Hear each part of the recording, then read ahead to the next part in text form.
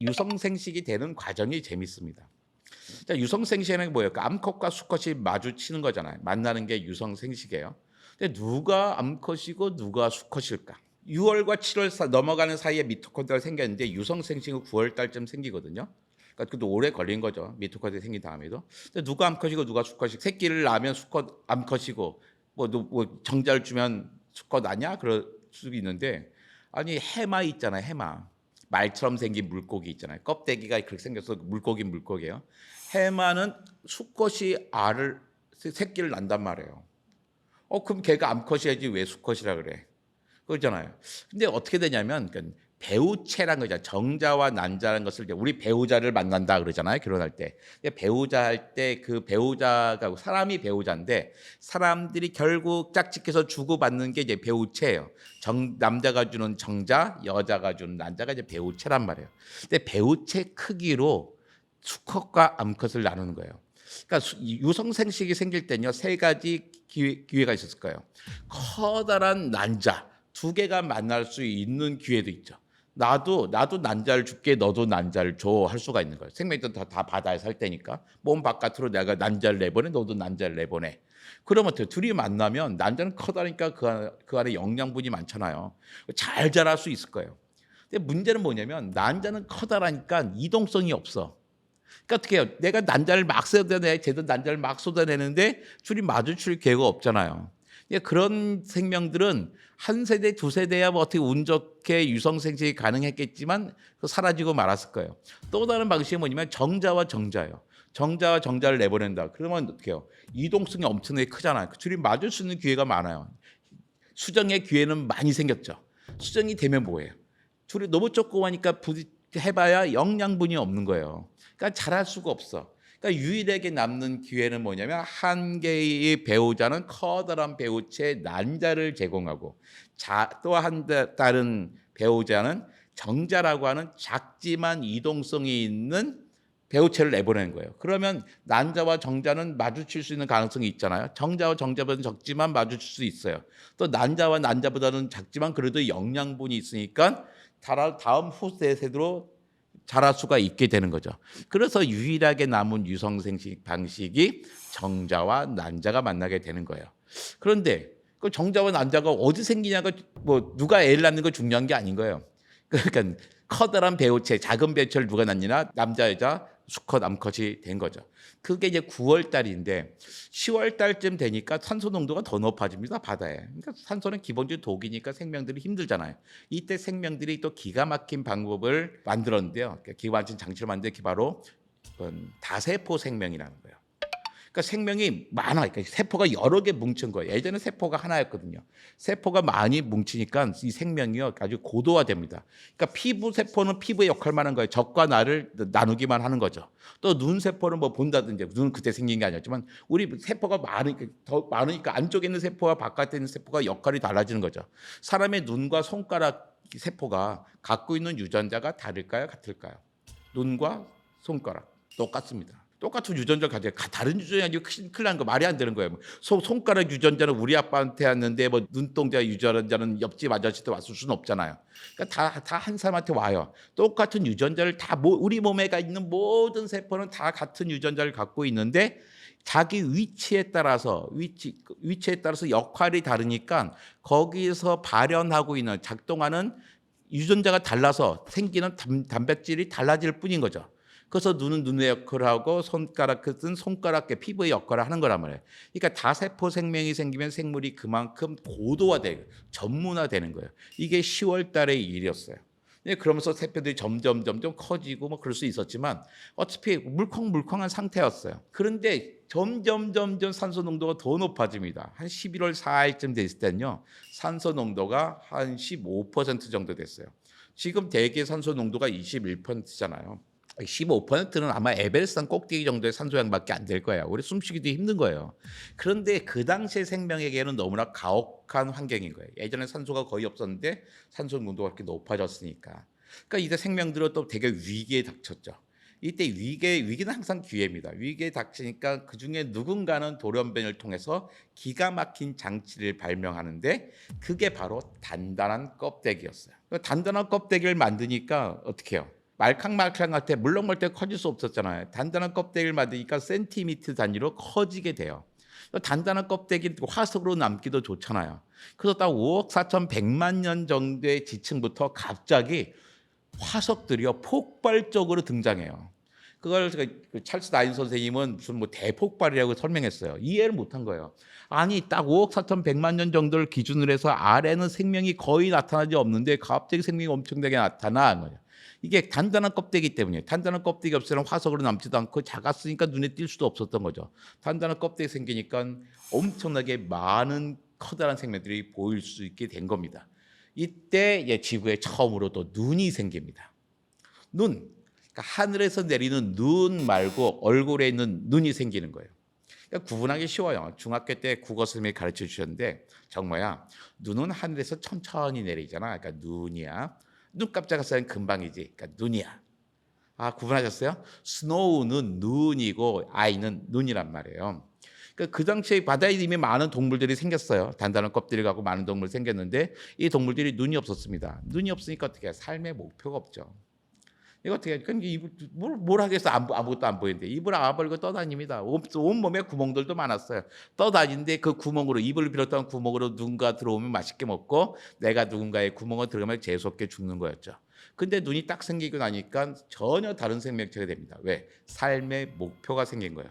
누굴 쫓아가야 될지 누굴 더 도망가야 될지를 알게 되는 거잖아요.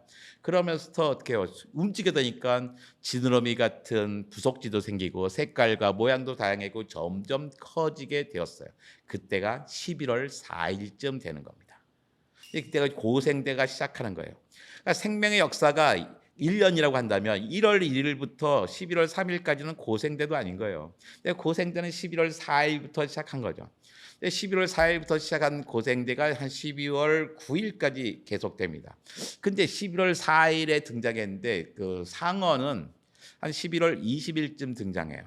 그리고 나무는 11월 25일쯤 등장합니다. 그 나무는 훨씬 동물보다 나중에 생긴 거예요. 그러니까 우리는 우리의 중심을 생각해서 나무가 먼저 있을 거라 생각해요. 우리 숨 쉬는데 나무 필요하잖아. 나무가 있었겠네. 동물 생기려면. 근데 아니에요. 그러니까 나무는 더 복잡합니다. 왜냐하면 나무는 사람 세포에다가 뭘 갖고 있어요. 그러니까 나무도 우리 같은 진핵세포인데요. 나무는 세포 바깥에 세포벽이라고 하는 또 다른 껍질도 필요하고 그 안에 엽록체라고 하는 것도 필요하잖아요. 현기성 세포 안에 그 산소를 사용하는 세포가 들어가서 미토콘드리아 됐죠. 이게 그냥 동물 세포라고 볼 수 있는 거예요. 여기에 원래 산소를 생산하던 시아노박테리아가 있었거든요. 얘가 들어와요. 얘는 시아노박테리아 산소 생산하는 데가 뭐예요? 광합성하는 세포였잖아요. 들어와서 식물 세포가 됩니다. 그러니까 식물 세포는 그 전에도 식물이 생기기 전에 있긴 있었죠. 근데 어쨌든 동물 세포보다는 식물 세포가 나중에 생기고 동물보다 식물이 나중에 생기게 되는 거예요. 그러니까 상어 같은 고도로 발달한 생명이 바다에 11월 20일이 있었는데 11월 25일에야 나무가 생기는 거니까. 그러면 11월 4일부터 11월 25일까지도 이제 시간을 좀 봐야 되잖아요. 그거를 고생 때를 여러 개의 또 시기로 나눠요. 그러니까 고생대 처음 시기는 캄브리아기, 오르도비스기, 실루리아기, 대봉기, 석탄기, 페름기 이렇게 됩니다. 아까 그 캄브리아기는 뭐 단단한 껍데기 생기고 눈이 막 생겼을 때고요. 오르도비스기는 여러 가지 연체동물들이 막 생길 때였고 또 실루리아기는 절지동물의 절정기였습니다. 바닷속에 많고요. 육지로 조금은 올라오기도 했어요. 그 다음에 대봉기는 드디어 어류가 발생합니다. 그러니까 등뼈가 있는 우리가 알고 있는 척추동물 있잖아요. 어류, 양수류, 파충류, 조류, 포유류 있을 때 그 어류가 대봉기에 하나 등장하게 되는 거예요. 근데 그리고서 그 중에 또 일부가 대봉기가 길거든요. 일부가 육상으로 올라와요. 육상으로 올라오면서 양서류가 됩니다. 양서류 뜻이 뭐예요? 양쪽에 산다는 뜻이잖아요. 물과 육지에 산다는 거예요. 이제 바다에 있던 생명체가 어떤 민물로 들어왔다가 이제 밀물에서 이제 육지로 올라왔겠죠. 중간 과정들의 생명들도 있습니다. 근데 그리고 전 석탄기 때는 드디어 커다란 나무가 생깁니다. 커다란 나무가 생겨요. 근데 이때는 지금보다 이산화탄소 농도가 한 10배쯤 높았습니다. 자, 이산화탄소 농도가 10배나 높다. 그럼 뭐가 덩달아 높았을까요? 요즘 이산화탄소 때문에 덩달아 높아지는 게 있잖아요. 바로 기온입니다. 아니, 지금도 이산화탄소 조금 높아졌다 해가지고 이렇게 더워졌는데 지금보다도 이산화탄소 농도가 10배나 높으니 얼마나 더웠겠어요. 전 지구가 초열대 기후가 되는 거죠. 초유 열대 기후가 되면서 왜 열대 지역의 특징이 있잖아요. 보르네오, 파푸아 뉴기니 뭐 점심만 먹고 나면 쏟아지는 게 있습니다.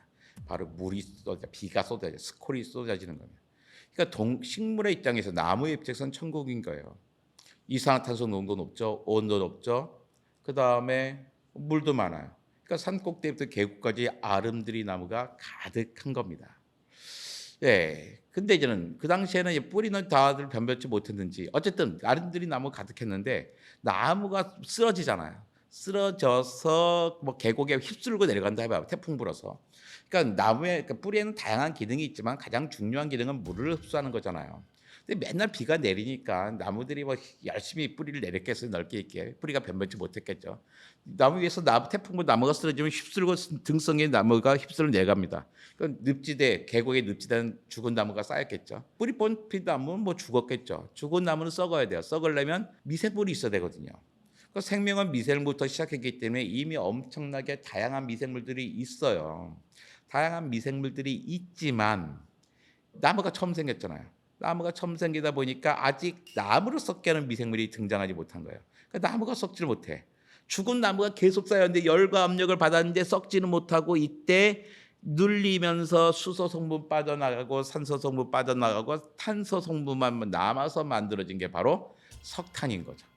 그러니까 우리나라 그 강원도의 석탄은 다 고생대의 석탄기 페름기의 석탄이고요. 충청도 보령 전라도 화순의 석탄은 중생대 아래쪽 트라이아스키 아래쪽에 석탄인 거예요. 그러니까 지금 뭐냐면 지금의 석탄은 고생대 대기 중에 있었던 이산화탄소를 나무가 됐다가 썩지 못하고 탄소만 남은 게 석탄인 거예요. 그러니까 우리가 석탄을 뗀다는 건 뭐예요? 고생대의 대기 중에 이산화탄소 석탄을 다시 대기로 돌려보내는 거죠. 그러니까 이걸 따지면 그 당시에 지금보다 이산화탄소 농도가 10배나 높았다 그랬잖아요. 그러니까 석탄 없어질 걱정은 안 해도 돼요. 석탄은 충분해요. 근데 문제는 뭐냐면 우리 석탄을 떼면 뗄수록 이 탄소가 이산화탄소에서 공기 중으로 나갈 테니까 이산화탄소 온실가스니까 지구는 하염없이 더워질 거다. 고생대만큼 더워질 거다 하는 거죠.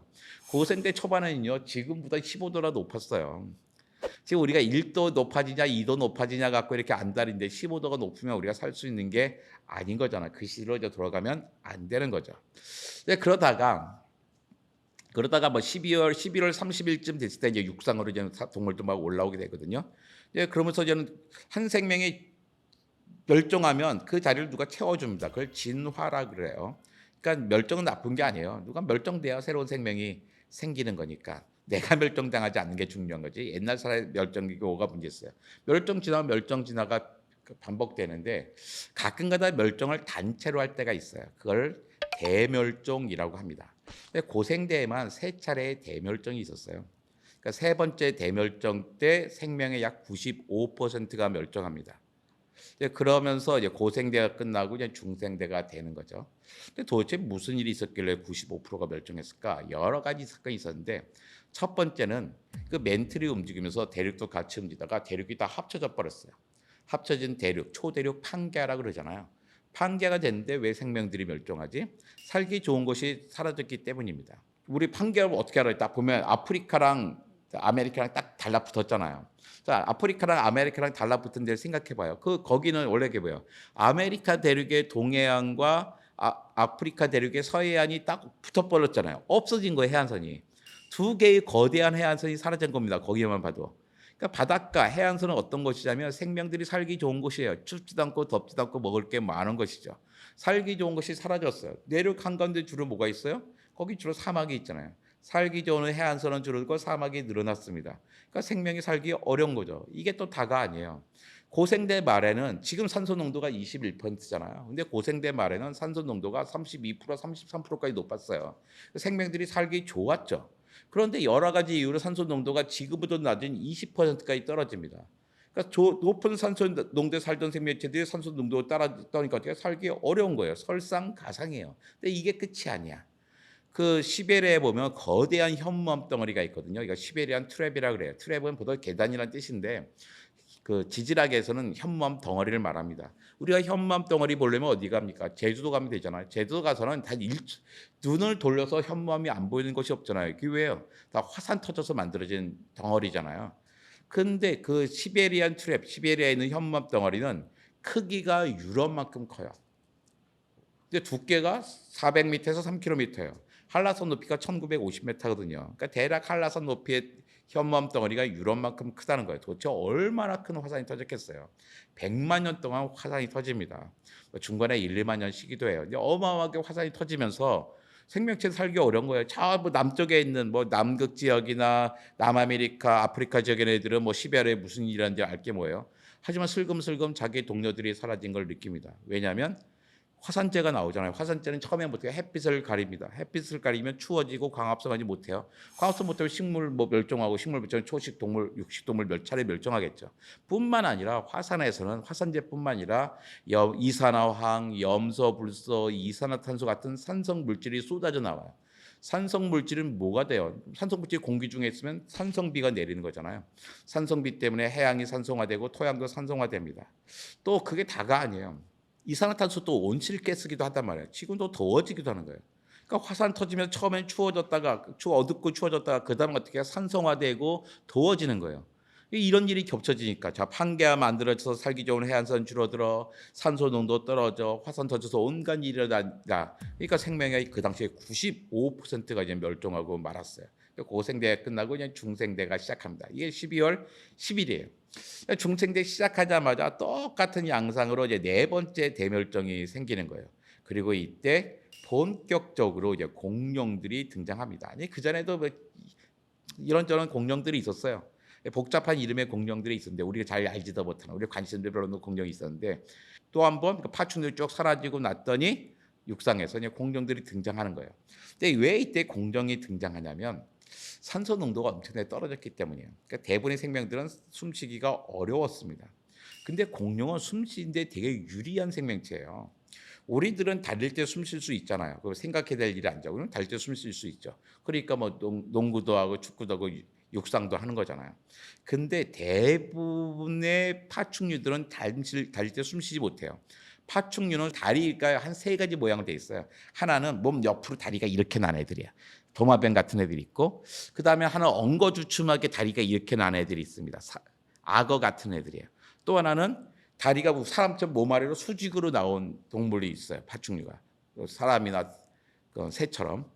대부분의 파충류는 다리가 몸 옆으로 나왔습니다. 이게 빨리 달리지 못해요. 달릴 때 몸이 S자로 휘면서 허파를 눌러요. 그러니까 숨 쉬지 못합니다.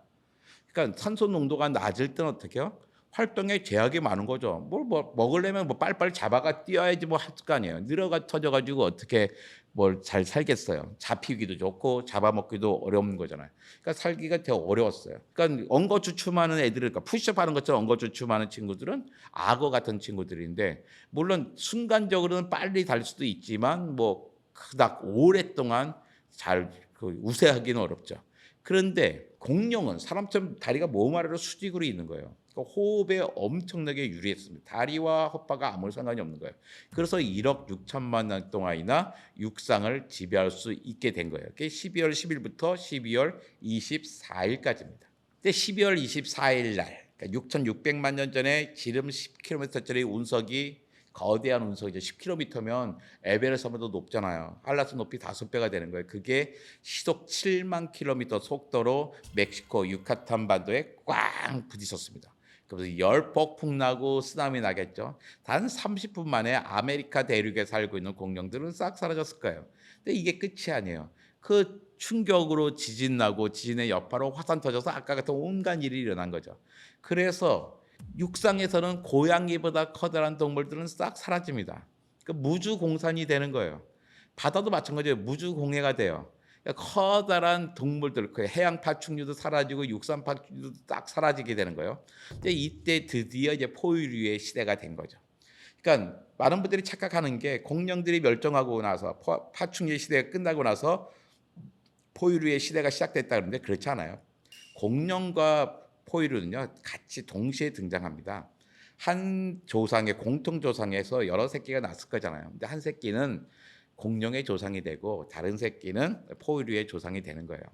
근데 어쨌든 공룡이 그 당시 초기에 이제 우세했기 때문에 덩치를 컸고, 포유류는 개이 자기도 덩치 키워가지고 낮에 다니면 공룡한테 잡아먹기 딱 좋잖아요. 그러니까 주먹만한 크기의 생쥐 같은 크기를 있으면서 야행성을 살면서 잠자는 공룡 발바닥이나 핥아먹고 살았을 겁니다.